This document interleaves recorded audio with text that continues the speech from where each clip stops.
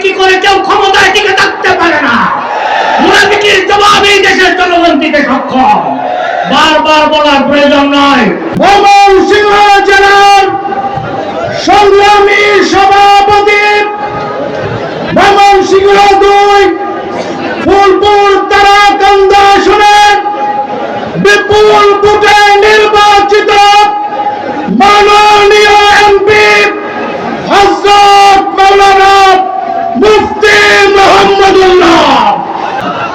মাত্র সরকার গঠন হয়েছে মাত্র 4 মাস। এই 4 মাসের মধ্যে আমাদেরকে এভাবে মিছিল মিটিং এ নামতে হবে এমন চিন্তা আমরা করি নাই। আজকে যদি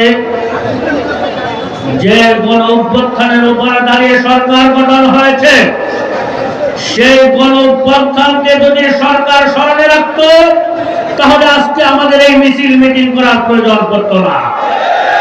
সরকারকে মনে রাখতে হবে যে জনগণ, যে ছাত্র জনতা গণ অভ্যুত্থান ঘটিয়ে 17 বছরের ফ্যাসিস্ট সরকারকে এদেশ থেকে বিতাড়িত করতে সক্ষম হয়েছে, আগামীতে যদি আবারও ফ্যাসিস্টের পথে কেউ হাঁটে, তাদেরকে বিতাড়িত করতে সময় নেবে না। এই জন্য সরকার বাহাদুরকে বলবো, জনগণের মনের আশা প্রতিফলন ঘটানোর চেষ্টা করুন, জনগণের মনের কথাগুলো বোঝার চেষ্টা করুন। মুনাফিকি করে কেউ ক্ষমতায় টিকে থাকতে পারে না। মুনাফিকির জবাবেই দেশের জনগণ দিতে সক্ষম। বারবার বলার প্রয়োজন নয়। একবার বড়ভাবে শুনে রাখুন, জনগণ যদি মাঠে নেমে যায় আর ক্ষমতায় টিকা সম্ভব হবে না।